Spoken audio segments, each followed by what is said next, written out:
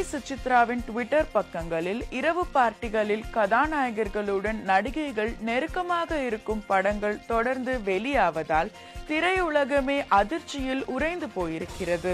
பலரது அந்தரங்கங்களை அந்த புகைப்படங்களும் வீடியோக்களும் வெளிச்சம் போட்டு காட்டியுள்ளதால் இப்போதெல்லாம் இரவு நேர பார்ட்டிகளை பல நடிகைகள் தவிர்க்க தொடங்கி இருக்கிறார்களாம். அது மட்டுமின்றி திரையுலகில் நடந்த சக்சஸ் பார்ட்டிகளை பற்றி விநியோகஸ்தரான திருப்பூர் சுப்பிரமணியம் கடுமையாக விமர்சித்ததால் கடந்த சில நாட்களாக சென்னையில் சக்சஸ் பார்ட்டிகள் நடைபெறுவது நின்று போயிருக்கிறது.